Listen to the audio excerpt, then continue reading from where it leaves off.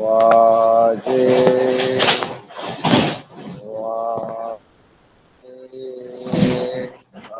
हवामहे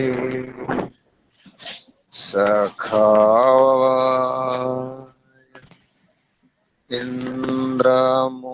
इन्द्रमूर्तये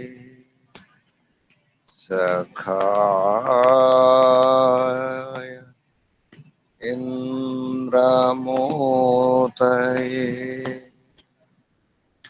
ॐ यो नः पिता जनिता यो विधाता धामानि वेद भुवनानि विश्वा यो देवानां नामधा एक एव तं सम्प्रश्नं भुवनायन्त्यन्या यो देवानां नामधा एक एव तं सम्प्रश्नं भुवनायन्त्यन्या ॐ प्रणम्य हेतुमीश्वरम् मुनिं कनादयमन्वतः पदार्थधर्मसङ्ग्रह प्रवक्ष्यते महोदयः ॐ योगाचारविभूत्या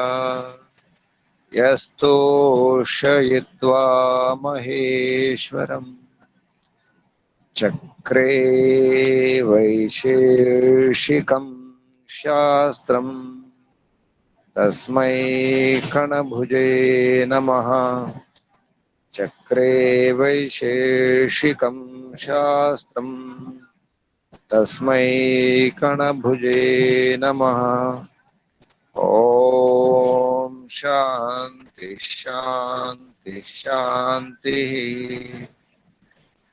ओम परमपित परमात्मा ओम भूर्भुवस्वः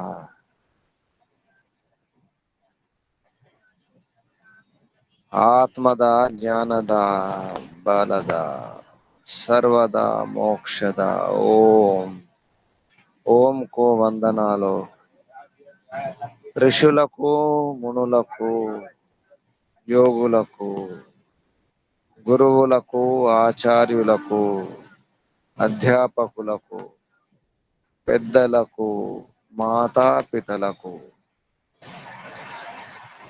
శ్రేయోభిలాషులకు మిత్రులకు జడ చేతనాది చరాచర జగత్తుకు వందనాలు సర్వేభ్యో నమో నమః ప్రణవ ప్రణామ ఆత్మ బంధువులారా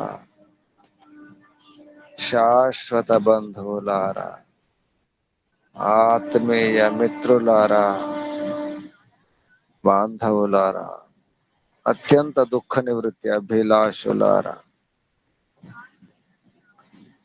మోక్షార్థులారా సాధకులారా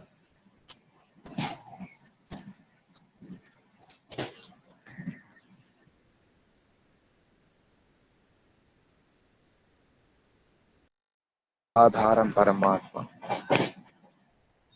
ఆధారము ఆధేయం ఆధారము వేరు ఆధేయం వేరు శరీరము వేరు శరీరమును ఆత్మ వేరు ఈ ఆత్మ కర్మ చేయడానికి శరీరము ఆధారము ధర్మ సాధనము ధర్మ సాధనము ఈ శరీరమును ఉన్నటువంటి ఆత్మ ఒకటి కాజాలదు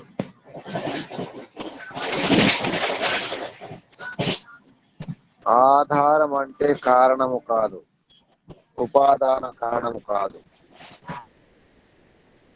కారణాలు ఎన్నో ఉంటాయి, రకరకాల కారణాలు ఉన్నాయి.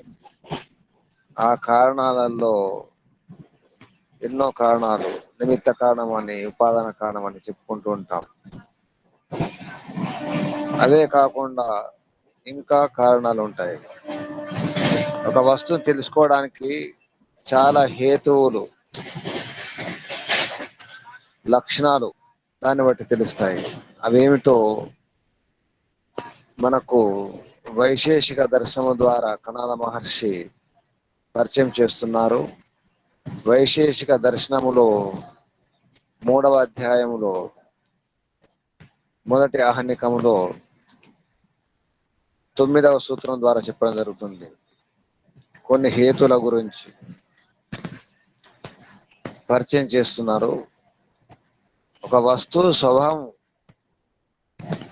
ఆ వస్తువు స్వభావం ఎటువంటి లక్షణాలు ఉంటాయి, ఆ దానికి దాని ఆధారానికి సంబంధం ఏమిటి అనే విషయం చెప్పడం జరుగుతుంది. సూత్రము 9 వైశేషిక దర్శనము 3వ అధ్యాయము ప్రథమాహ్నికము. సంయోగి సమవాయి ఏకార్థ సమవాయి విరోధి చ. సంయోగి సమవాయి ఏకార్థ సమవాయి విరోధి, ఇవి హేతువులు. అంతకుముందు చెప్పడం జరిగింది. చ అంటే మరియు. 8వ సూత్రంలో అర్థాంతరం హి అర్థాంతరస్య అనపదేశ అని చెప్పడం జరిగింది. దానికి ఉదాహరణ చెప్పడం జరిగింది. సమవాయి కారణం ఉంటుంది, సమవాయి సంబంధం, నిత్య సంబంధం, అగ్నికి పొగకున్న సంబంధం. ఆ సంబంధం పొగకు అగ్నికి సంబంధం.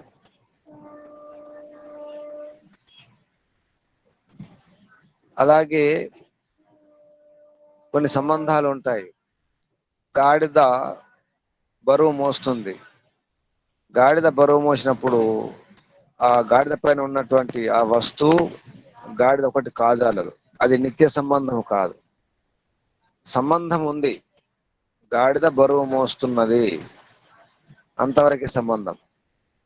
అయినంత మాత్రాన ఆ గాడిద పైన ఉన్నటువంటి ఆ వస్తువు దానికి చిహ్నము కాదు. గాడిదను గుర్తించడానికి అది లక్షణము కాదు.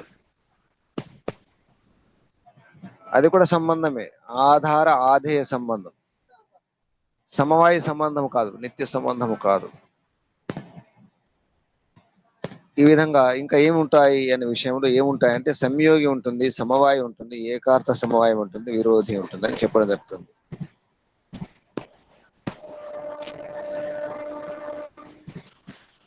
ఒక వ్యక్తి కర్రతో పామును కొట్టడం జరిగింది. కొట్టింది వ్యక్తి కర్ర అనే సాధనముతో.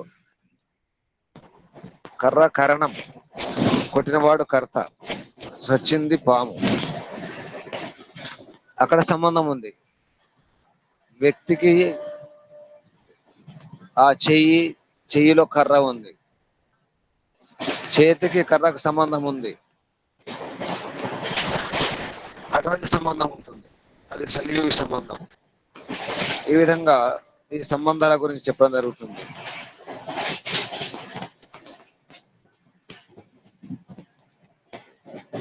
ఏకార్థ సమవాయ సంబంధం, ఏకార్థ సమవాయ లింగం అన్నారు. ఇక్కడ వీటి గురించి ఇక్కడ పరిచయం చేస్తున్నారు. సంయోగి అంటే అక్కడ సంబంధం.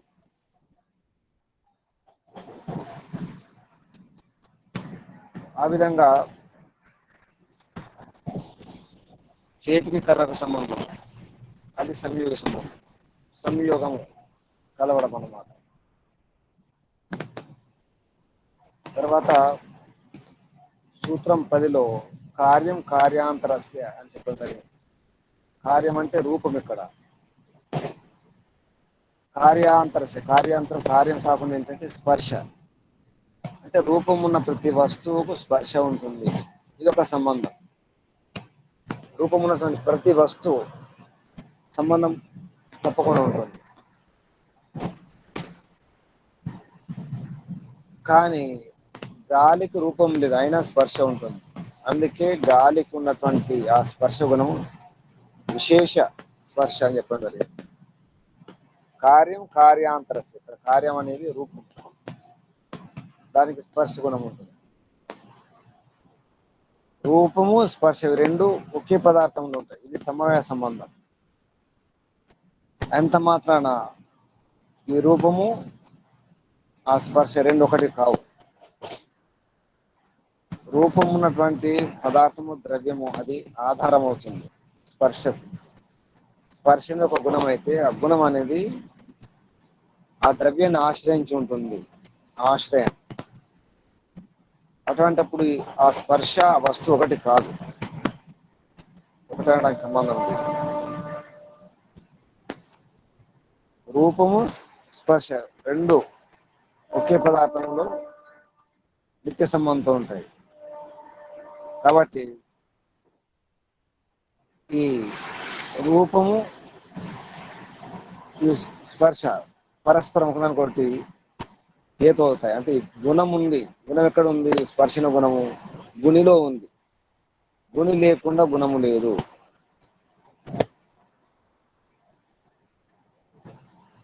కానీ ద్రవ్యం ఉన్నప్పుడు ఆ ద్రవ్యము గుణములో ఉండదు. ద్రవ్యమునకు గుణం అనేది ఆధారం కాదు, ఆశ్రయం కాదు. ఒకవైపే సమవాయ సంబంధం. దీన్ని ఏకార్థ సమవాయ సంబంధం అంటారు. ఒకవైపు ఉంది కావాలి. తర్వాత 11వ సూత్రంలో విరోధి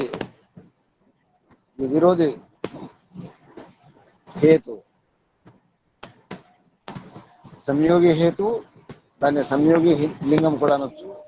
సంయోగి లింగం, సమవాయ లింగం, ఏకార్థ సమవాయ లింగం, విరోధి లింగం. లింగం అంటే ఇక్కడ హేతు అని. విరోధి అభూతం భూతస్య, సూత్రం 11, వైశేషిక దర్శనము 3వ అధ్యాయము 1వ ఆహ్నికం, ప్రథమ ఆహ్నికంలో సూత్రం 11. విరోధి సంధి ఉంది ఇక్కడ, విడదీస్తే విరోధి అభూతం భూతస్య. అభూతం అంటే లేనటువంటిది, భూతం అంటే ఇక్కడ ఉన్నటువంటి భూ సత్తా. భూ సత్తా, అభూ అంటే సత్తా లేదు. అవిద్యమానము విద్యమానం. విద్యమానం అంటే ఉండడం, దాని వర్తమానం కూడా అంటారు. వర్షము లేదు కానీ మేఘాలు ఉన్నాయి. మేఘాలు వచ్చేటువంటి దానికి సంబంధించిన పరిస్థితి. వర్షం లేదు, వర్షం లేనంత మాత్రాన మేఘాలు లేవని చెప్పడానికి వీలు లేదు. వర్షం లేదు కానీ మేఘాలు ఉన్నాయి. వర్షం కావాలంటే మేఘాలు ఉండాల్సిందే. వర్షం లేదంటే మేఘాలు లేవని చెప్పడానికి వీలు లేదు. ఇది విరోధి అన్నమాట. ఇది విరోధి లింగం అంటారు, విరోధి హేతు.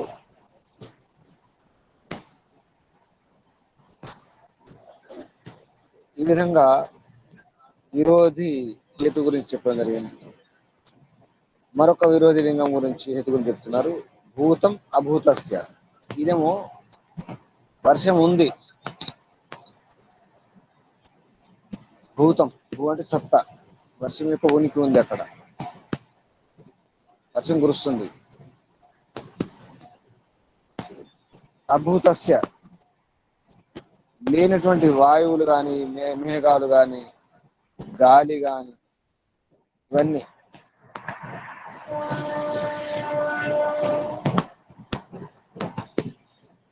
కానీ దానికి అనుకూలమైన పరిస్థితి ఉండాలి.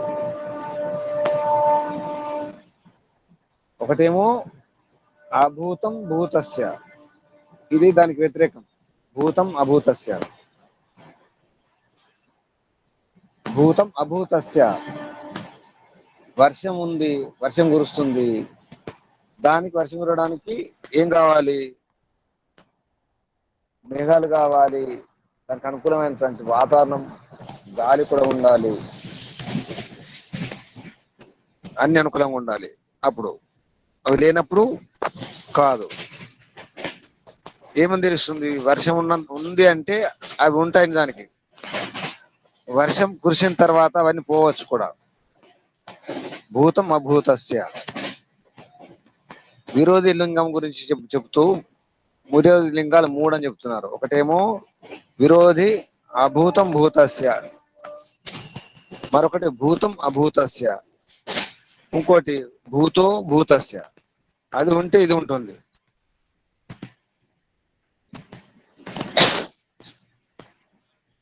ఒక పాము ఉంది, పాము ఉంటే అది బుస కొడుతుంది. భూతం భూతస్య, పాము ఉంటే బుస కొడుతుంది. పాము లేకుంటే ఆ బుస మనకు వినిపించదు. ఈ విధంగా ఈ విరోధి లింగం గురించి 3 రకాలు చెప్పడం జరిగింది. విరోధి అభూతం భూతస్య, భూతం అభూతస్య, భూతో భూతస్య, 3 రకాలుగా. ఇవన్నీ కూడా కారణాలు అవుతాయి. ఆధారం ఆధేయం అదే కాకుండా సమవాయ సంబంధం, ఇవన్నీ కూడా. సమవాయ సంబంధం అనేది నిత్య సంబంధం, అది కూడా ఉంటుంది. ఉపాదాన కారణం ఉంటుంది, నిమిత్త కారణం ఉంటుంది, సాధారణ కారణాలు ఉంటూ కూడా ఇవన్నీ ఉండాలి. ఇవన్నీ ఉన్నప్పుడే మనకు విషయం అర్థమవుతుంది. దేనికి ఏది, ఏ వస్తువు ఏమిటి, ఏ వస్తువు ఏమిటి అని అర్థం కావాలంటే ఇదంతా అర్థం చేసుకోవాలి. ఒక వస్తువు గురించి స్పష్టంగా తెలియాలంటే సంయోగి లింగం ఒకటి, సమవాయ లింగము, ఏకార్థ సమవాయ లింగము, విరోధి, ఇవన్నీ కూడా అర్థం కావాలి. కొంత పరిచయం ఇవ్వడం జరిగింది, కేవలం పరిచయం మాత్రమే ఇది. ఒక్కొక్క విషయం ఇంకా మళ్ళీ దీని గురించి వివరణ తర్వాత స్పష్టం చేయడం జరుగుతుంది. ఈ విధంగా కొన్ని హేతుల గురించి చెప్పడం జరిగింది. ఒక విషయాన్ని అర్థం చేసుకోవాలి, ఉన్నదన్నట్టు తెలియాలి. పదార్థాల యొక్క యథార్థ స్వరూపం, యథార్థ జ్ఞానం తెలియాలంటే దేనికి ఏది సంబంధం, ఏది ఆధారం, దేనికి ఏది ఆధేయం. ఎప్పుడు కూడా గుణాలు ద్రవ్యాన్ని ఆశ్రయించి ఉంటాయి. ద్రవ్యాన్ని ఆశ్రయించి ఉన్నంత మాత్రాన అవే ద్రవ్యాలు కావు. ఎప్పుడు గుణాలు వేరు. లేదా ఒక వస్తువు పైన ఒక వస్తువు ఉన్నప్పుడు, టేబుల్ పైన ఒక వస్తువు ఉంటే ఆ వస్తువు టేబుల్ ఒకటి కాదాలదు, రెండు ఒకటే అనుకుంటే కుదరదు. ఆ టేబుల్ కారణం అనుకుంటే, ఆ టేబుల్ పైన ఉన్నటువంటి వస్తువు కార్యం అనుకుంటే, ఈ కార్యకారణ సంబంధం అనేది కుదరదు అక్కడ. అది ఆధారం మాత్రమే. అలా అర్థం చేసుకోవాలని చెప్పడం జరుగుతుంది కనాద మహర్షి. తర్వాత విషయాలు తీసుకుంటూ మరొక విషయం చెప్పడం జరుగుతుంది. 14వ సూత్రంలో ప్రసిద్ధి పూర్వకత్వాత్ అపదేశస్య. అపదేశం అంటే లింగం, అనపదేశం అంటే లింగం కాదు. ఇంతకుముందు అనపదేశ శబ్దాలు వచ్చినాయి, ఇది అపదేశం. అపదేశం ఏంటి? ప్రసిద్ధ పూర్వకత్వాత్, ప్రసిద్ధి పూర్వకత్వాత్. మనకు ఇంద్రియాలు ఉన్నాయి, ఇంద్రియ అర్థాలు ఉన్నాయి, అన్ని కూడా అన్ని విదితమే, అవన్నీ తెలుసు విషయాలు అని చెప్పడం జరిగింది. ఈ ప్రసిద్ధి అంటే ఒక తెలిసినటువంటి విషయాల యొక్క జ్ఞానం, జ్ఞానపూర్వకంగా ఆ విషయం ముందే తెలుసు మనకు, దాని గురించి జ్ఞానం ఉంది, అనుభవం ఉంది. ఏది ఉంటే ఏది తెలుస్తుందో, పొగ ఉంటే అగ్నికి తెలుస్తుంది అనుమాన ప్రమాణం ద్వారా. అలా కన్ను ఉన్నప్పుడు రూపం తెలుస్తుంది, చెవి ఉంటే శబ్దం తెలుస్తుంది. దేనికి వస్తువు యొక్క స్వభావం, లక్షణాలు, దాని ధర్మాలు తెలిసిన తర్వాత ఆ వస్తువు ఏమిటి, ఎటువంటిది అర్థమవుతుంది. ఆవు ఉందంటే ఆవు యొక్క లక్షణాలు మనకు తెలుసు. దానికి గంగడోలు ఉంటుంది, మూపురం ఉంటుంది, కొమ్ములు ఉంటాయి, 4 కాళ్ళు ఉంటాయి. లక్షణాలు, విశేష లక్షణాలు ఉన్నాయి గంగడోలు, మూపురం అనేది. ఆ విధంగా తెలుస్తుంది. ఇక కేవలం కొమ్ములు ఉన్నాయి, 4 కాళ్ళు ఉన్నాయంటే అది గేదెలు కావచ్చు, మరొక రకంగా అడవి ఆవులు కావచ్చు, జింకలు కావచ్చు, వాటికి కూడా కొమ్ములు ఉంటాయి. మేకలు కావచ్చు, గొర్రెలు కావచ్చు.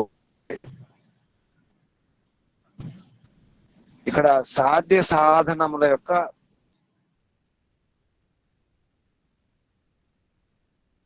దాన్ని అంటారు వ్యాప్తి. అంతవరకు ఉండాలి. ఆవంటి ఆవు యొక్క లక్షణాలు వ్యాప్తి ఎంతవరకు అంటే ఆవు వరకే ఉండాలి. గంగడోలు మూపురం అంటే ఆవు వరకే. ఈ గంగడోలు మూపురం అనేది గేదెలకు ఉండదు, మేకలకు ఉండదు, అడవి ఆవులకు గాని, గొర్రెలకు గాని వాటికి ఉండదు. అంతవరకు వ్యాప్తి. దాని వ్యాప్తి అంటే ఈ లక్షణాలు ఎంతవరకు వ్యాపిస్తాయి అంటే అంతవరకే, ఆవు వరకే వ్యాపిస్తాయి. గంగడోలు మూపురం అనేది ఆవు వరకే వ్యాపిస్తుంది ఈ లక్షణాలు.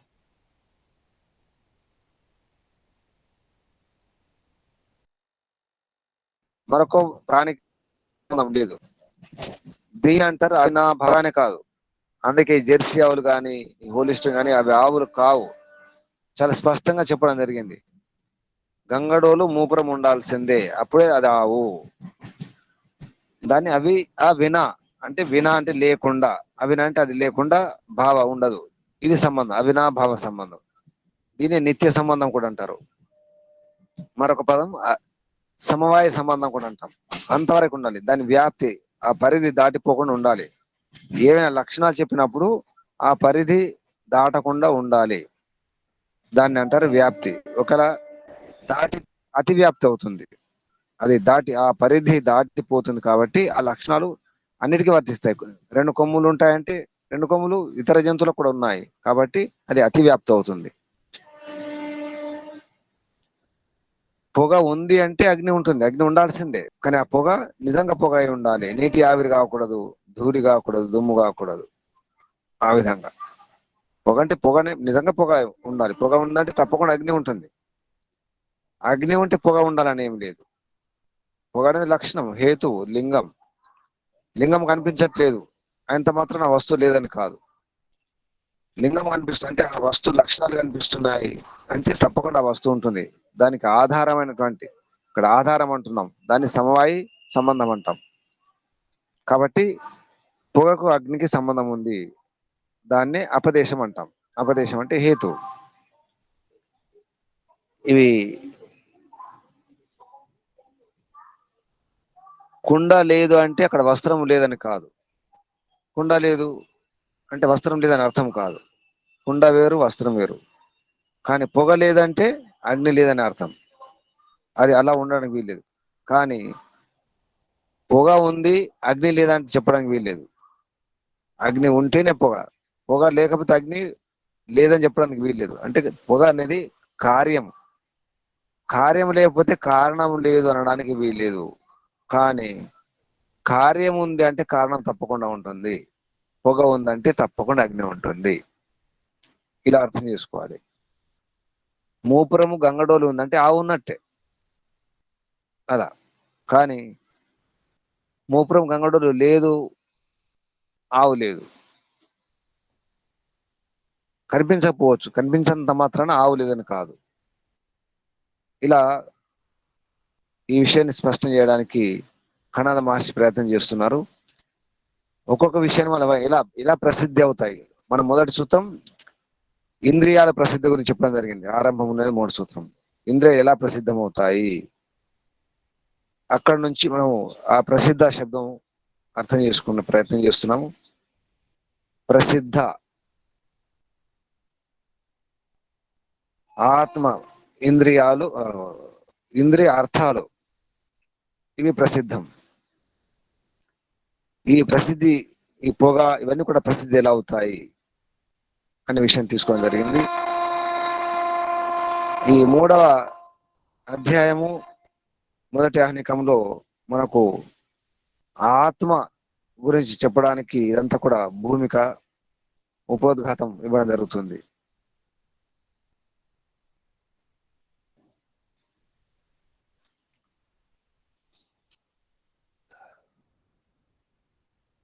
ఆత్మ ఉందని చెప్పడానికి మనకు ఈ 3వ అధ్యాయంలోనే 2వ ఆహ్నికంలో 4వ సూత్రంలో వస్తుంది.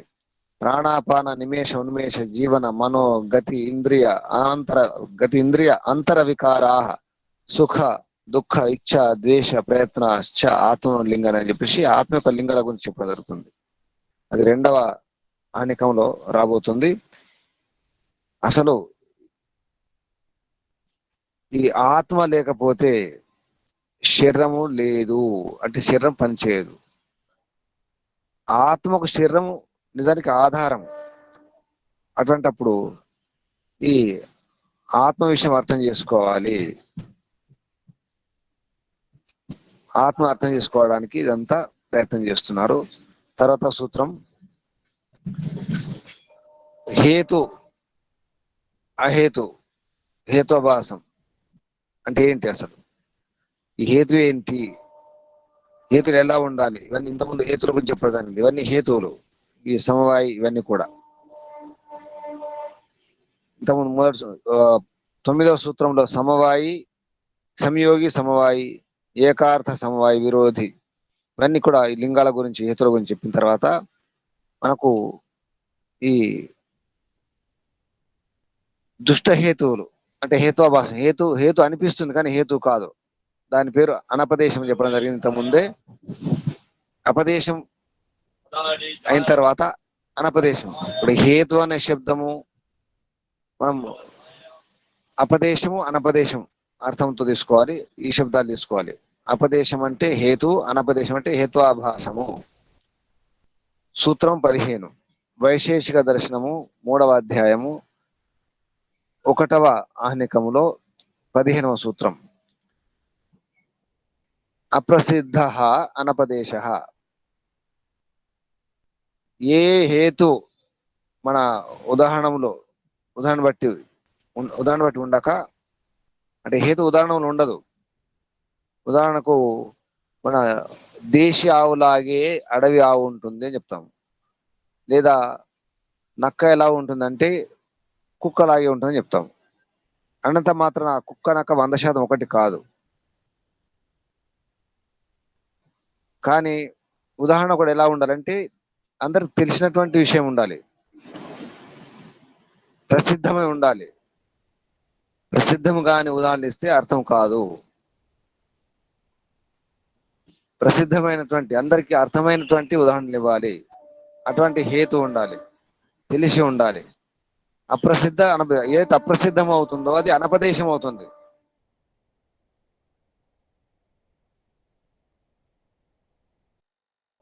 హేతువు చెప్పిన ఉదాహరణ ఉండదు. ఎలా ఉందండి, అక్కడ పొగ ఉంది కాబట్టి గాథ ఉంది అని చెప్పినట్టు ఉంటుంది. పొగ ఉంది కాబట్టి గాథ ఉండడం ఏమిటి? ఆ గాథ నుంచి పొగ కనిపిస్తుంది అనుకోండి, అక్కడ పొగ ఉంది కాబట్టి గాథ ఉంది. ఆ ఉదాహరణకు దీనికి సంబంధం లేదు. సంబంధం లేకుండా ఉండకూడదు. సంబంధం లేకుండా ఉంటే దాని పేరు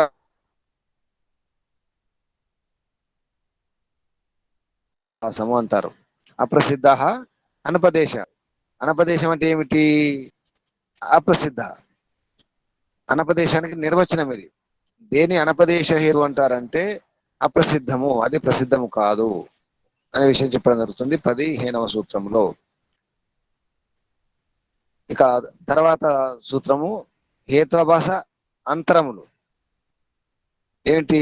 అసన్ సందిగ్ధశ్చ అనపదేశ. అసన్ అంటే అక్కడ ఎక్కడైతే ఏ విషయం అయితే చెప్తున్నామో ఆ విషయంలో అక్కడ సందిగ్ధం ఉంటుంది. అది నిజంగా లక్షణం ఉందో లేదో తెలియదు. అక్కడ పొగ అయితే కనిపిస్తుంది కానీ అది పొగనా లేకపోతే ఆవిరో తెలియదు అని అన్నాం అనుకోండి. పొగ కనిపిస్తుంది, పొగలాగా అనిపిస్తుంది, నాకు అనిపిస్తుంది. అది పొగయా నీటి ఆవిరా లేదా దుమ్ము ధూళి కణాల అర్థం కావడం లేదు. కానీ అక్కడ అగ్ని ఉంది అనుకుంటున్నాను అంటాం. ఇటువంటి వ్యవహారం మనం చేస్తాం మాటల్లో. నేను అనుకుంటున్నాను, నాకు అనిపిస్తుంది, అది అవునో కాదో అంటే సందిగ్ధం.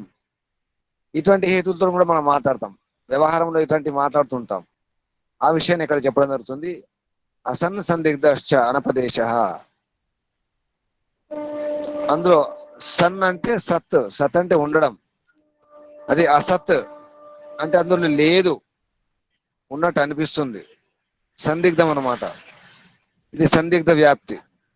ఇది కూడా అనైకాంతికం అంటే చెడిపోతుంది. దుష్టహేతు. అనైకాంతికం అంటే చెడిపోతుంది. అంటే హేత్వాభాసం అవుతుంది, అహేతు అవుతుంది, అనపదేశం అవుతుంది. అనపదేశం అన్నా, అహేతు అన్నా, హేత్వాభాసం అన్నా, దుష్టహేతు అన్నా, అనైకాంతిక అన్నా ఒకటే. అంటే వ్యభిచారి అంటే ఒక చోట ఉండదు. కొమ్ములు ఉన్నాయంటే కొమ్ములు అనైకాంతికం, ఒక ఏకాంతం. అంటే ఒక ఆవులో లేవు కొమ్ములు. కొమ్ములు వేరే ఇతర ప్రాణులకు కూడా ఉంటాయి. అది దాన్ని అనైకాంతికం అంటారు. ఏకాంతికం కాదు, అంటే ఒకదానికి సంబంధం లేదు. గంగడోలు మూపురం అనేది కేవలం ఆవుకే ఉంటాం. ఈ రెండు లక్షణాలు ఆవుకే ఉంటాయి. కొమ్ములు అనేవి ఇతర జంతువులకు కూడా ఉంటాయి. కాబట్టి ఇతర జంతువులకు కూడా ఉన్న కొమ్ములు, ఈ కొమ్ములు అన్ని కూడా అనైకాంతికం. ఏకాంతికం ఏంటి? కొమ్ములు గంగడోలు. కొమ్ములు గంగడోలు కాదు, మూపురము గంగడోలు. గంగడోలు మూపురం అనేవి ఆవుకుండి ముఖ్యమైన లక్షణాలు, ప్రధాన లక్షణాలు. అది ఏకాంతికం అంటాం. అక్కడ చెడిపోవడం ఉండదు. కొమ్ములు ఉన్నాయి అంటే చెడిపోతాయి, దాన్ని అనైకాంతికం అంటారు. లేదా సందిగ్ధం, అవి కొమ్ములా కనిపిస్తున్నాయి, కొమ్ములో కాదో, గంగడోలు అనిపిస్తుంది, అవునో కాదో, ఇది సందిగ్ధం. అటువంటి సందిగ్ధం ఉన్నది కూడా అనపదేశం అవుతుంది, దుష్టహేతు అవుతుంది. హేతు సరిగా చెప్పినాము, పొగ కనిపిస్తుంది, అగ్ని ఉంది, కానీ అది పొగ సందిగ్ధమే, ఏమో ఏమో అన్నప్పుడు అది అనపదేశం అవుతుంది. దానికి ఉదాహరణ చెప్పడం జరుగుతుంది 17వ సూత్రంలో. యస్మాద్ విషాని తస్మాద్ అశ్వ. యస్మాద్ కొమ్ములు ఉన్నాయి కాబట్టి గుర్రము. కొమ్ములు ఉన్నాయి కాబట్టి గుర్రము. ఎలా అవుతుంది కొమ్ములు ఉన్నాయి కాబట్టి గుర్రము? గుర్రానికి కొమ్ములు ఉండవే. కానీ అనుభవం లేని వారు, పిల్లలు లాంటి వారు నమ్ముతారు, కొమ్ములు ఉన్నాయి, కొమ్ములు ఉన్నాయి కాబట్టి గుర్రము.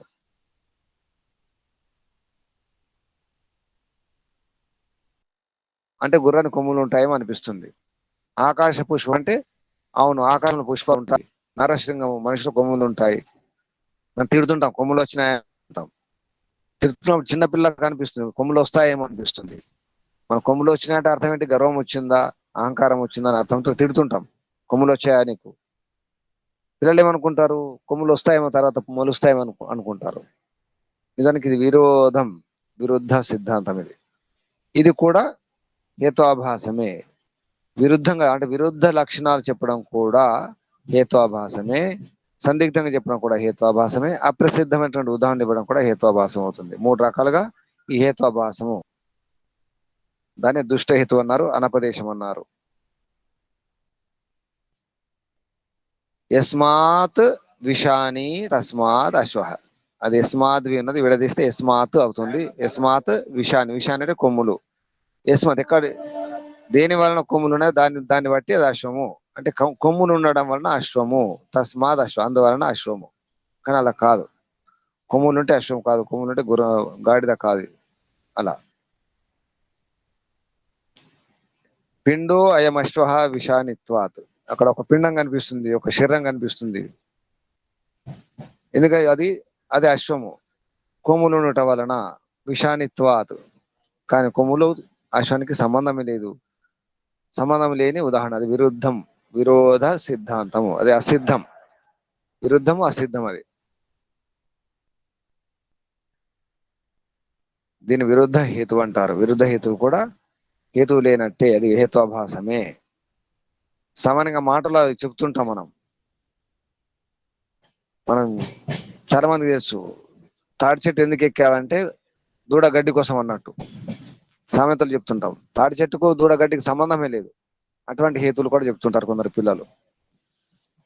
18వ సూత్రంలో యస్మాద్ విషాని తస్మాత్ గౌరితి చ అనైకాంతికస్య ఉదాహరణం. కొమ్ములు ఉండడం వలన, కొమ్ములు ఉన్నాయి కాబట్టి ముందు కనిపించేది గోవు. ఇందాక చెప్పడం జరిగింది ఉదాహరణ. కొమ్ములు ఉన్నాయి కాబట్టి అక్కడ ఆవు ఉంది. యస్మాత్ విషాని తస్మాత్ గౌహు. ఇది కూడా తప్పే. కొమ్ములుంటే ఆవు ఎలా అవుతుంది? ఇది అతివ్యాప్తి అవుతుంది. కొమ్ములు ఉన్నంత మాత్రాన అది ఆవు కాదు. గేదె కూడా కావచ్చు, మేక కావచ్చు, ఇంకా గొర్రె కావచ్చు, జింకలు కావచ్చు, దుప్పి కావచ్చు. కొమ్ములు ఉన్నటువంటి చాలా ఉన్నాయి. కాబట్టి కొమ్ములు ఉన్నంత మాత్రాన గౌహు, యస్మాత్ విషాని తస్మాత్ గౌహు ఇది చ అనైకాంతికస్య ఉదాహరణం. అనైకాంతిక అంటే ఇదనమాట. ఏకాంతికం అంటే కేవలం మూపురం గంగడలు ఆవుకుంటాయి, అది ఏకాంతికం, అది చెడిపోదు. కానీ ఇది అనైకాంతికం, కొమ్ములు ఉన్నాయి కాబట్టి ఆవు అనేది, ఇది కూడా హేత్వాభాసమే, దుష్టహేతువే, అనపదేశమే. ఆత్మ సత్స్వరూపం, చిత్ స్వరూపం. ఆత్మ సత్తు స్వరూపం, చిత్ స్వరూపము. అంటే ఆత్మకు జ్ఞానం ఉంది, ఆత్మ లేకపోతే జ్ఞానం ఉండదు. జడ వస్తువులకు జ్ఞానం ఉండదు, విచక్షణ ఉండదు.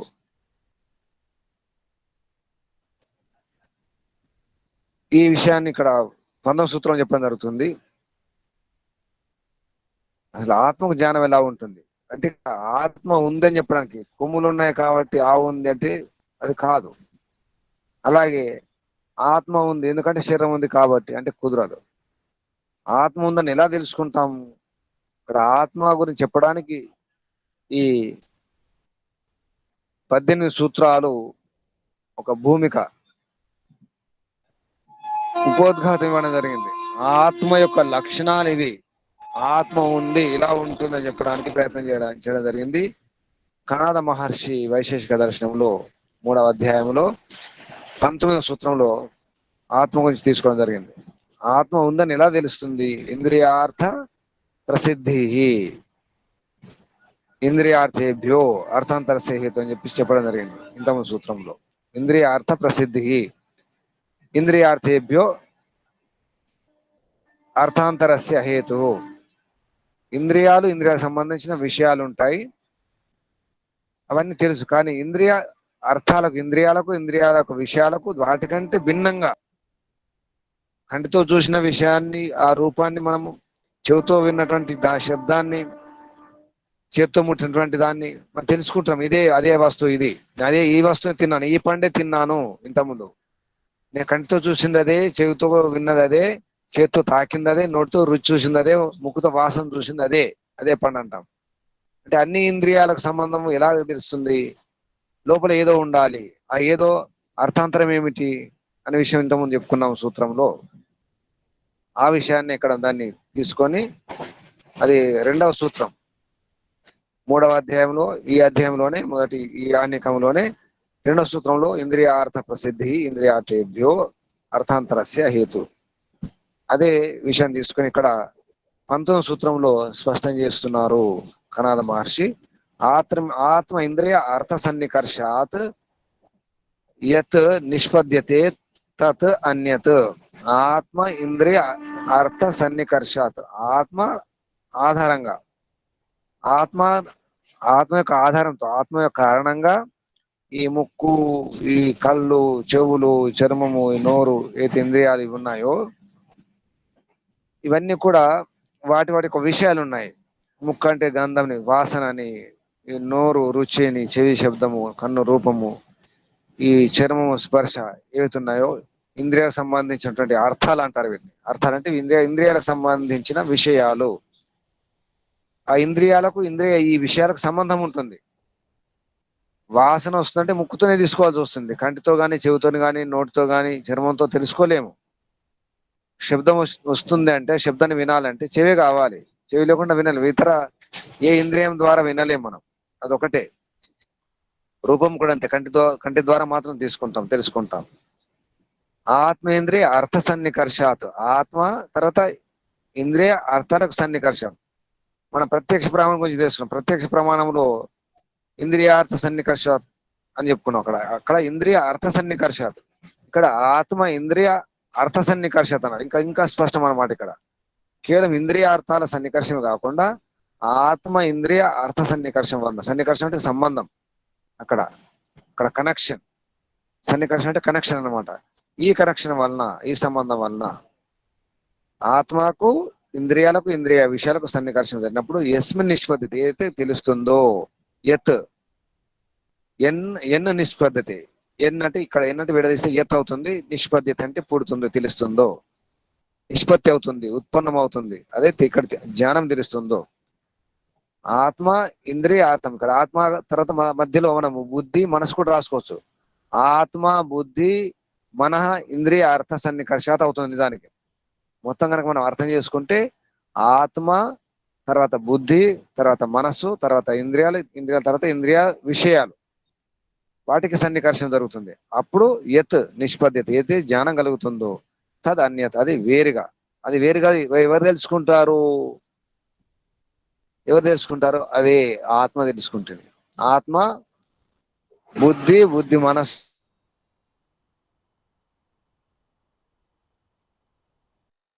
మనస్సు ఇంద్రియాలు, ఇంద్రియాలు ఇంద్రియ విషయాలు సంబంధం లేనప్పుడు ఏర్పడే జ్ఞానం. ఆ జ్ఞానం అనేది ఆత్మ, ఆత్మ ఉందని తెలుస్తుంది అంతే. ఆత్మ కాకుండా విడిగా ఉండేది ఏమిటి? వస్తువుల గురించి, విషయాల గురించి ఏదైతే జ్ఞానం కలుగుతుందో, పదార్థాల యొక్క జ్ఞానం కలుగుతుందో, వాటికంటే భిన్నంగా ఉంటుంది ఆత్మ. ఆ జ్ఞానం ఆత్మ ఒకటి కాదు. ఆత్మ జ్ఞానము భిన్నము, ఒకటి కాదు. అది అన్యత్. చాలా స్పష్టంగా జరగాలి. ఆత్మ చిత్ స్వరూపం అంటాం. చిత్ స్వరూపం అంటే జ్ఞాన స్వరూపం అంటాం. జ్ఞాన స్వరూపం అంటే జ్ఞానమే ఆత్మ అని అనిపిస్తుంది. జ్ఞానం ఆత్మ ఒకటి కాదని స్పష్టంగా చెబుతున్నారు. ఇది ఒక ప్రమాణం. ఆత్మ వేరు, జ్ఞానము వేరు, రెండు ఒకటి కాదు. ఆత్మ ఇంద్రియ అర్థ సన్నికర్షాత్ యత్ నిష్పద్యతే తత్ అన్యత్. అన్యత్ అంటే ఇది వేరు. జ్ఞానము ఆత్మ ఒకటి కాదు. ఆత్మ ఉందని లక్షణం మాత్రమే. ఆ జ్ఞానం అనేది ఆత్మ ఉంది. ఇక్కడ స్వరూపం అంటే ఏమిటి? లక్షణం అని అర్థం అవుతుంది. అది విలక్షణం అనే దానికి లక్షణం. ఆత్మ యొక్క విలక్షణం ఇది జ్ఞానం అనేది. చిత్ స్వరూపము, సత్ చిత్. ఆత్మ యొక్క స్వరూపం ఏమిటి? సత్ చిత్ స్వరూపము ఆత్మ. సత్ చిత్ ఆనంద స్వరూపం పరమాత్మ. కేవలం సత్ స్వరూపం ప్రకృతి. స్వరూపం అంటే అదే అని కాదు, రెండు ఒకటే అని కాదు. కానీ మనం భగవంతుడి గురించి చెప్తుంటాం. సార్ ఎస్సెచ్ కేవలం, అసలు ఆనందమే పరమాత్మ అంటాం. అక్కడ మటుకు ఆనందమే పరమాత్మ, కానీ సుఖము పరమాత్మ కాదు. సుఖము వేరు, పరమాత్మ వేరు. ఇది అర్థం చేసుకోవాలి. ఆనందం కేవలం ఆనందం. అక్కడ ఎటువంటి దుఃఖం ఉండకూడదు, ఎటువంటి అజ్ఞానం ఉండకూడదు, ఎటువంటి బాధ కష్టం ఉండకూడదు. ఆ స్థితి భగవంతుని యొక్క స్వరూపంలో, లక్షణములో సత్ చిత్ ఆనందం. ఆనందమే కదా, అనంత ఆనందం. సత్ చిత్ అనంత ఆనంద ఘనం అంటాం. ఆనంద ఘనుడు పరంపిత పరమాత్మ. ఇక్కడ ఆత్మస్వరూపము చెప్పడం జరిగింది. ఆత్మ వేరు, జ్ఞానం వేరు. జ్ఞానం ఆత్మ ఒకటి కాదు. ఆ జ్ఞానం దేని గురించి ఉంటుందంటే ఇతర వస్తువుల గురించి ఉంటుంది, ఇతర పదార్థాల గురించి ఉంటుంది. కాబట్టి ఆ ఇతర వస్తువులు ఎక్కడున్నాయి? ఆత్మలో లేవు, బయట ఉంటాయి. బయట ఉంటాయి కాబట్టి ఆ వస్తువులు, ఆ పదార్థాల యొక్క యథార్థ జ్ఞానం, తత్వజ్ఞానం అనేది ఆత్మ కాదు. ఆత్మ తెలుసుకుంటుంది, ఆత్మ లేకపోతే తెలియదు. ఆత్మ యొక్క లక్షణం అది. అది విలక్షణ లక్షణం. అది చేతన పదార్థాల యొక్క విలక్షణ లక్షణం జ్ఞానము. అందుకే పరంపిత పరమాత్మలో జ్ఞానం అనేది పరాకాష్ఠలో ఉంటుంది, చరమసీమలో ఉంటుంది. కాబట్టి పరంపిత పరమాత్మ జ్ఞాన స్వరూపం అంటే అక్కడ కూడా జ్ఞానం పరమాత్మని కాదు, కేవలం సరి ఎసచ కేవలం అని చెప్పడం జరిగింది. యో భూతం చ భవ్యం చ అని మంత్రంలో సర్ ఎసచ కేవలం తస్మై జ్యేష్ఠాయ బ్రహ్మణే నమ. మనం ఓం గురు బ్రహ్మ గురు విష్ణు గురుదేవో మహేశ్వర సాక్షాత్ పర బ్రహ్మ తస్మై శ్రీ గురవే నమ అని చెప్పినట్టుగానే ఆ మంత్రం ఉంటుంది. స్వర్ ఎస్సచ కేవలం తస్మై జ్యేష్ఠాయ బ్రహ్మణే నమ. ఆ విధంగా అక్కడ కూడా సచ్చిదానంద స్వరూపం అనే ఏతే శబ్దం ఉందో, సత్ చిత్ ఆనందం, కేవలం ఆనందం అది మాత్రం తీసుకోవడం జరిగింది. కానీ సత్ చిత్ అనేది కూడా పరమాత్మ కాదు. పరమాత్మలో ఉనికి ఉంది, అస్తిత్వం ఉంది. అస్తిత్వమే పరమాత్మ కాదు. చిత్తు ఉంది, జ్ఞానం ఉంది. ఆ జ్ఞానం, పరమాత్మ పేరు కూడా జ్ఞాన స్వరూపమే. అగ్ని కూడా శబ్దం వస్తుంది. పరమాత్మ పేరు అగ్ని. అగ్ని అంటే స్వయం, స్వయం జ్యోతి అనమాట, స్వయం జ్ఞానం. అంటే పరమాత్మ యొక్క జ్ఞానం తెలుసుకోవడానికి పరమాత్మకు మరొక సాధనం అవసరం లేదు. కానీ ఆత్మకు తన గురించి తెలుసుకోవాలంటే సాధనల అవసరం, కరణాలు అవసరం, ఇంద్రియాల అవసరము, మనసు అవసరము, బుద్ధి అవసరం, విచక్షణ అవసరం. తన గురించి తను తెలుసుకోవాలి. ఆత్మ తన స్వరూపం అర్థం చేసుకోవడానికి దానికి కరణాలు, సాధనాలు అవసరం ఉన్నాయి. కానీ పరమాత్మకు తనను తాను తెలుసుకోవడానికి ఏ కరణాలు, సాధనలు అవసరం లేదు. ఎందుకంటే ఆత్మ యొక్క శక్తి, సామర్థ్యాలు, జ్ఞానము, విజ్ఞానము, వివేకం అంతా కూడా సీమితమే, పరిమితమే. కాబట్టి అందుకే ఆత్మ పొరపాటు చేస్తుంది, పొరపాటు చేసి జన్మలోకి వస్తుంది. పంజరాల్లోకి వస్తుంది, అస్థి పంజరంలోకి వస్తుంది, బంధనాల్లోకి వస్తుంది, జన్మ ఎత్తాల్సి వస్తుంది. జన్మ ఎత్తుతుంది కాబట్టి కష్టాలు దుఃఖాలు వస్తాయి. దుఃఖ జన్మ ప్రవృత్తి దోష మిథ్యాజాన. కాబట్టి ఈ దుఃఖాల కష్టాలకు కారణం జన్మయే. జన్మ రావడం కారణం చివరికి అసలు మిథ్యాజానం, అవిద్య, తెలియకపోవడం. కాబట్టి తెలుసుకోవడానికి ప్రయత్నం చేయాలి. పరమపిత పరమాత్మని అర్థం చేసుకోవాలంటే ఈ ప్రకృతి గురించి అర్థం కావాలి, అంటే స్థూల జగత్తు గురించి అర్థం కావాలి, పంచ పంచ మహాభూతాల గురించి అర్థం కావాలి.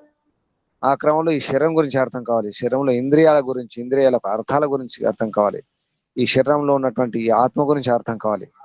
ఆ ఆ క్రమంలో ఆత్మ అంటే ఏమిటి, ఎలా ఉండాలో చెప్పడం జరిగింది. సాంఖ్య దర్శనంలో, యోగ దర్శనంలో, వేదాంత దర్శనంలో, ఇతర శాస్త్రాల్లో కూడా ఆత్మస్వరూపం చాలా బ్రహ్మాండంగా చెప్పడం జరిగింది. చివరికి ఈ ఆత్మ యొక్క అసలు ఆశ్రయం, ఆధారము, నీడ, ఒడి పరమపిత పరమాత్మ. కాబట్టి చివరికి ఏమి తెలుసుకోవాలి, ఎప్పుడు ఈ జన్మ, మానవ జన్మ సార్థకం అవుతుంది, ఈ జన్మ తరిస్తుంది అంటే పరమాత్మను తెలుసుకున్నప్పుడు, పరమాత్మను పొందినప్పుడే, పరమానందాన్ని పొందినప్పుడే. దాని పేరే మోక్షము, దాని పేరే నిశ్రేయసం, దాని పేరే అపవర్గం. అపవర్గం శబ్దంలోనే ఉంది. అపవర్గం కావాలి, వర్గం ఉండకూడదు. ఏ దుఃఖాలు, ఏ కష్టాలు, వాటికి కారణాలు అన్ని కలిపితే వర్గం, ఒక సమూహం. ఆ వర్గం ఉండకూడదు, అరిషడ్ వర్గం అంటాం. ఏ వర్గం ఉండకూడదు, అపమైపోవాలి, దూరం అయిపోవాలి, ఏమాత్రం ఉండకూడదు. దాని కొరకు ఇంత ప్రయత్నం. ఆ క్రమంలో 20 సూత్రంలో ఈ జ్ఞాన గుణం అనే హేతుతో ఆత్మ ఉన్నది. తర్వాత ఆత్మ, ఈ శరీరంలో మరొక ఆత్మ ఉంటుందా, తన గురించి తాను తెలుసుకోవడం సాధ్యమా, ఎలా తెలుసుకోవాలి, ఎలా తెలుసుకోవాలంటే ప్రవృత్తి నివృత్తి వలన తెలుస్తుంది. ఆ విషయాన్ని 20 సూత్రంలో చెప్పడం జరుగుతుంది. ప్రవృత్తి నివృత్తి చ ప్రత్యేగాత్మని దృష్టే పరత్ర లింగం. ప్రవృత్తి నివృత్తి. ప్రవృత్తి ఏమిటి, మనకు దుఃఖ జన్మ ప్రవృత్తి అని చెప్పడం జరిగింది. దుఃఖ జన్మ ప్రవృత్తి, ద్వేష అంటే అక్కడ రాగద్వేషాలు అనమాట. ప్రవృత్తి అంటే నిజానికి ధర్మాధర్మాలు, పుణ్య పాపాలను ప్రవృత్తి అంటాం. దుఃఖ జన్మ ప్రవృత్తి దోషాలు, దోషాలు అంటే రాగద్వేషాలు, మోహాలను దోషాలు అంటారు. ఈ ప్రవృత్తి నివృత్తి, రాగం వలన ఏర్పడేది, రాగం వలన ఏర్పడే ప్రయత్నం, అది ప్రవృత్తి. ద్వేషం వలన ఏర్పడేది, అది నివృత్తి. అంటే దూరం చేసుకోవాలని చూసేది నివృత్తి అవుతుంది. దగ్గర చేసుకోవాలని అనుకునే, కావాలనుకునేది రాగము, సుఖము. సుఖానుశయి రాగ, దుఃఖానుశయి ద్వేష. సుఖము, సుఖ సాధనాలు కావాలనిపిస్తుంది, అది ప్రవృత్తి అన్నమాట. నిజానికి పుణ్యం చేసుకోవాలి, అది ప్రవృత్తి, మంచి ప్రవృత్తి. అది నివృత్తి కూడా కావాలి, దుఃఖాల నుంచి నివృత్తి కావాలి, కష్టాల నుంచి, బాధల నుంచి, రోగాల నుంచి, సమస్యల నుంచి నివృత్తి కావాలి.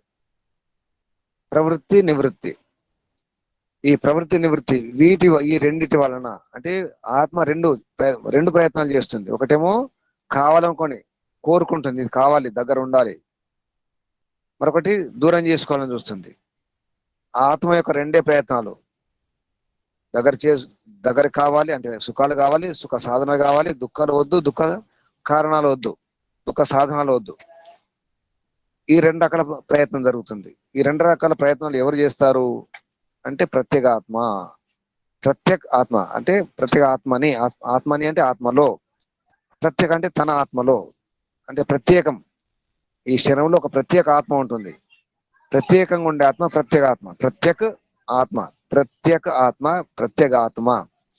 ఈ ప్రత్యేక ఆత్మని అంటే ప్రత్యేకం తన ఈ శరీరంలో ఉన్నటువంటి ముఖ్యమైన ఆత్మ ఏతుందో, శరీరంలో చాలా క్రిములు ఉంటాయి, అవి కూడా ఆత్మలే. కానీ ఈ శరీరంలో ముఖ్యమైన ఆత్మ ఒకటి ఉంటుంది, ప్రధాన ఆత్మ. నా శరీరంలో నేను ప్రధాన ఆత్మని.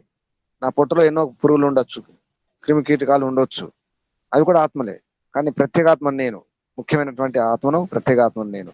నాలో ఉన్నటువంటి దృష్టే, ఈ దృష్టిని మనకు కనిపించేవి, కలిగేవి అనమాట.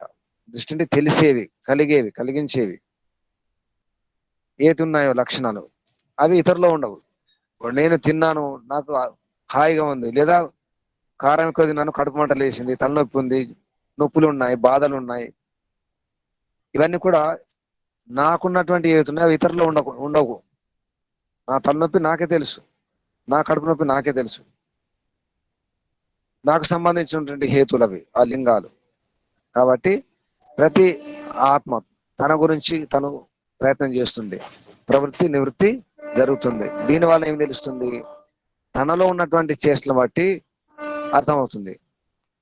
అటువంటి చేసి ఇతరులు కూడా ఉంటాయి. నాకు తలనొప్పి వచ్చింది భయంకరంగా, వారు చెప్తున్నారు మాకు తలనొప్పి ఉందండి చెప్తున్నారు. అంటే అర్థమైపోతుంది. నాకు కడుపు నొప్పి ఉందండి, చాలా మంటలు వేస్తుందండి, మంటగా ఉందండి, కడుపు నొప్పిగా ఉందండి అంటాం.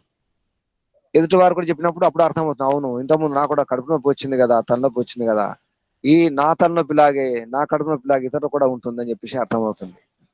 అందుకే ఆత్మవత్ సర్వభూత అని అన్నారు. నాలాగే ఇతరులను చూడాలి. నాకున్నటువంటి బాధలు, కష్టాలు, సమస్యలు ఎలా ఉన్నాయో ఇతరులు కూడా అటువంటి బాధలు, కష్టాలు ఉన్నప్పుడు నేను ఆ రకంగా అనుభూతి చెందాలి. అప్పుడు అర్థమవుతుంది. అందరి శరీరంలో ఉన్నటువంటి కష్టాలు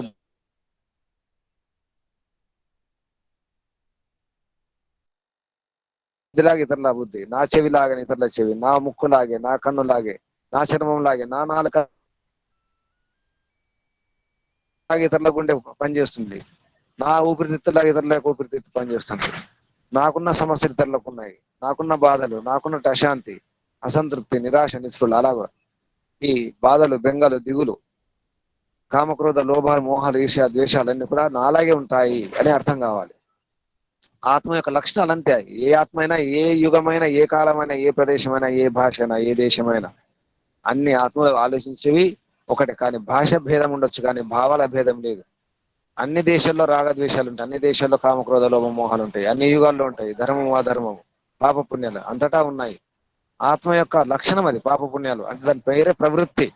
ఆ ప్రవృత్తిలో రెండు వస్తాయి, పాపం పుణ్యం, ధర్మాధర్మాలు, న్యాయాన్యాయాలు, సత్యాసత్యాలు.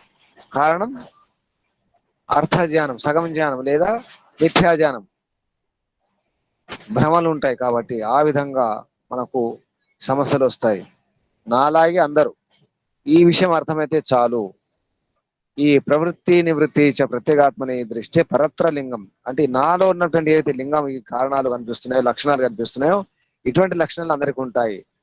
నాకున్నటువంటి చేతులు ఉన్నటువంటి ఈ వేళ్ళు అలాగే ఉంటాయి, గోళ్ళు అలాగే ఉంటాయి, అన్ని అలాగే పనిచేస్తాయి. నాలో ఉన్న అంగాలు, నాలో ఉన్నటువంటి అవయవాలు అలాగే. ఇలా అర్థం చేసుకున్నప్పుడు ఎదుటి వారి యొక్క బాధ ఏమిటో అర్థమవుతుంది. ఎదుటి వారి యొక్క బాధను అర్థం చేసుకోవాలి. సుఖాలను అర్థం చేసుకోకపోయినా పర్వాలేదు, కానీ బాధలను, కష్టాలను అర్థం చేసుకోవాలి. అప్పుడు తెలుస్తుంది. అప్పుడు మనిషి మనిషిగా ఉంటాడు, మానవత్వంతో ఉంటాడు. లేకపోతే మనిషి దానవుడు అవుతాడు, రాక్షసుడు అవుతాడు. అందుకే మనోర్భవ జనయ దైవ్యం జనం. ముందు మనిషివి కమ్ము, దివ్య మానవుడిగా మారు.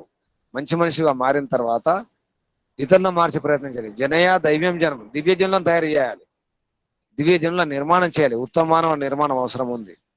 కానీ మనమే ఉత్తమంగా మారలేదు. మనలో ఎన్నో దురలవాట్లు ఉన్నాయి, దుర్విచారాలు ఉన్నాయి, మన భావాలు సరిగా లేవు, మన సిద్ధాంతం సరిగా లేదు, మన విద్య సరిగా లేదు, మనమే బాగలేము. అటువంటప్పుడు ఎలా మార్చేది? ఎలా? నేను మారకుండా ఎవరు మారరు. కానీ నేనే మారలేదు, మార్చాలనే ప్రయత్నం చేస్తున్నాను. నాకేమి రాదు, అందరికి విద్య నేర్పాలని చూస్తున్నాను. నాకు సంస్కృతం రాదు, ఏది రాదు, యోగాభ్యాసం లేదు, ఏది పరిచయం లేదు, కానీ పరిచయం చేయాలని చూస్తున్నాను. తెలియకుండానే మార్గదర్శనం చేయాలని చూస్తాను. చాలా మంది సలహాలు ఇస్తుంటారు, ఉచిత సలహాలు ఇస్తుంటారు, దారి చూపిస్తుంటారు. ఏ దారి అంటారు, అది కూడా తప్పుడు మార్గం చూపిస్తారు. ఎందుకంటే దారి తెలియదు కదా. అందుకే అనుభవం ఉండాలంటారు. ఈ నొప్పులు, బాధలు, రోగాలు, కష్టాలు అనుభవించిన వారు అర్థం చేసుకోగలుగుతారు. గొడ్రాలకి ఏమి తెలుసు ప్రసవ వేదనలు, ఈ ప్రసవ నొప్పులు, పురిటి నొప్పులు తెలియాలంటే బిడ్డను కంటే తెలుస్తుంది కదా. విద్వానేవ విజానాతి విద్వజ్జన పరిశ్రమం. విద్వాంసులకి తెలుస్తుంది విద్వజ్జనుల యొక్క పరిశ్రమ, ఎంత పరిశ్రమించాల్సి వస్తుందో విద్య రావాలంటే. ఎటువంటి పురుషార్థం చేయని వారికి ఏం తెలుస్తుంది. కాబట్టి పురుషార్థం చేయడం అవసరం ఉంది. అప్పుడే ప్రవృత్తి నివృత్తి చ ప్రత్యేగాత్మని దృష్టి, తన ఆత్మలో అయితే దృష్టి కనిపిస్తుందో తెలుసుకుంటున్నామో, అలాగే పరత్ర లింగం, ఇతరులు కూడా అదే లింగం ఉంటుంది, అదే లక్షణాలు ఉంటాయి అని అర్థం చేసుకోవాలి, తెలుసుకోవాలి. అప్పుడే మనం మనుషులం అవుతాం. లేకపోతే ఇక జడానికి ఆ జంతువులకు మనకు భేదం లేదు. ఆహార నిద్ర భయమయతునంచ సామాన్యమేతాత్ పశుభిర్నారాయణ ధర్మోహి తేషం అధికో విశేష మనుష్య రూపేణ మృగాచరంతి. నిజానికి మనకు భేదం, ఈ జంతువులకు పశువులకు పక్షులకు భేదం ఇదే భేదం. ధర్మోహితేషం అధికో విశేష. ధర్మమే విశేషంగా ఉంటుంది. మనుష్య రూపంలో ఉన్నటువంటి మృగాలమే మనం. నిజానికి ఇప్పుడు ఈ రోజుల్లో మృగాలు ఎక్కువ ఉన్నాయి, రాక్షసులు దుష్టు దుర్మార్గులే. అలా కావడానికి కారణం చెప్పుకున్నాం. అలా కావడానికి కారణం మనమే.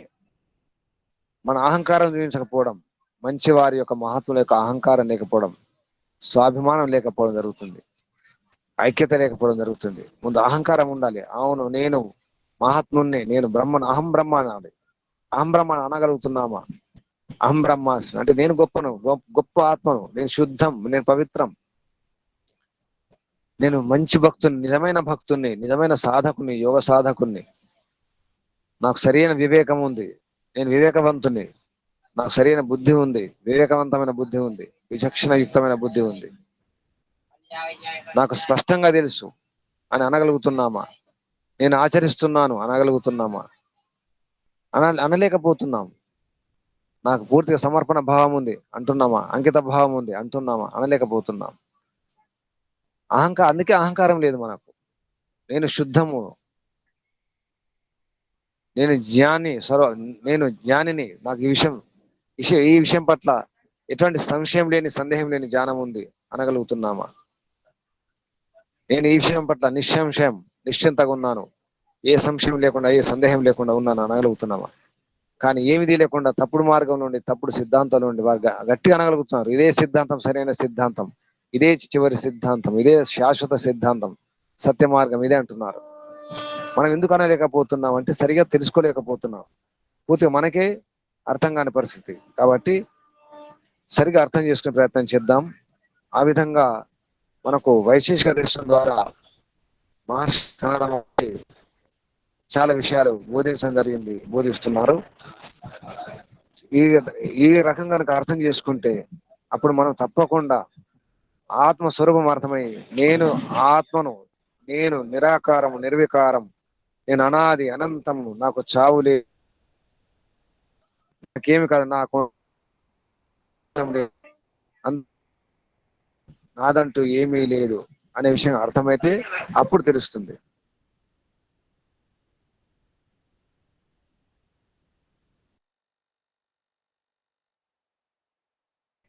అప్పుడు ఈ ఇతరుల బాధలు అర్థమవుతాయి. నేను పరంపిత పరమాత్మ, అసలు స్వామి ఇది, జగమాత అనేది, ఏ జగత్పిత జగన్మాత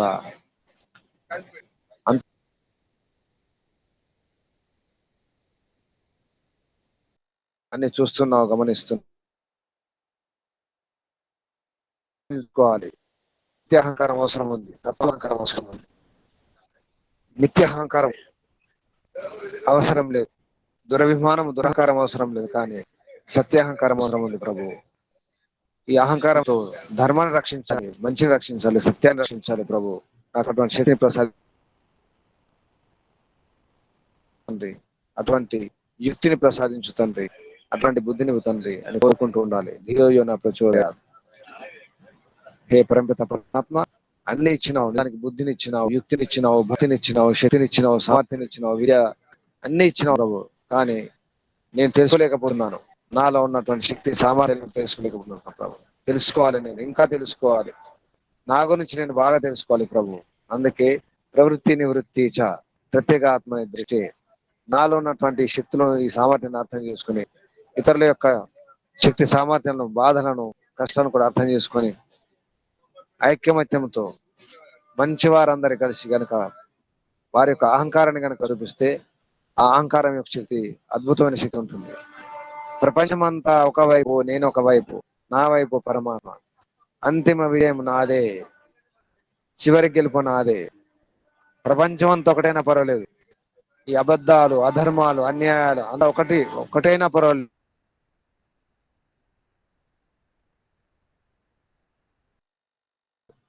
కానీ ధర్మం ఒకటే చాలు.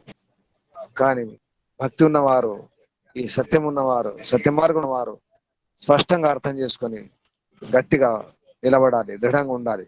అప్పుడే సత్య సంకల్పం, నిత్య సంకల్పం, దృఢ సంకల్పంతో ముందుకు ముందుకు ముందుకు ముందు పురుషార్థం చేస్తుంటూ ముందుకు ప్రయత్నం చేసినప్పుడు ఈ ఈశ్వరారాధన, ఈశ్వరోపాసన మార్గం తప్పకుండా మనకు గెలుపు మనదే, విజయం మనదే, అంతిమ విజయం మనదే. ఇది సత్యము, ఇది సత్యం. అందుకే ధర్మమే గెలుస్తుంది, సత్యమే గెలుస్తుంది. సత్యమే విజయతే నారతం సత్యేన పంథా వితతా దేవయ. సత్యపంథ, సత్యమైన మార్గం తప్పకుండా వితతం అవుతుంది, సతతం అవుతుంది, సర్వవ్యాపకం అవుతుంది. సతతం వితతం, వితతం అంటే వ్యాప్తి. సతతం వితతం అవుతుంది సత్య మార్గం. ఇది సత్యం, నిత్యం. ఓం శం. పరంపిత పరమాత్మకు, ఋషులకు, మహర్షులకు ధన్యవాదాలు. అందరికీ ధన్యవాదాలు. ఓం శాంతి శాంతి శాంతి. శాంతి పాఠం. ఓం. ధన్యవాదాలు అందరికీ. ఓం శాంతి పాఠం.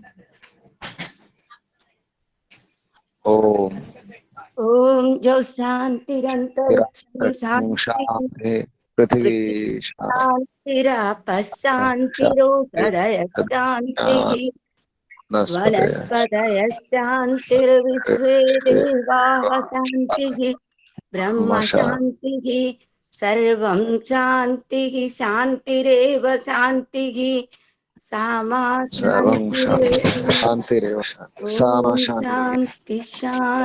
శాంతి శాంతి సర్వేభ్యో నమో నమః. నమస్తే గురూజీ, ధన్యవాదములు. నమస్తే. నమస్తే గురుజీ, ధన్యవాదాలు. నమస్తే, ధన్యవాదాలు. నమస్తే గురూజీ, ధన్యవాదములు.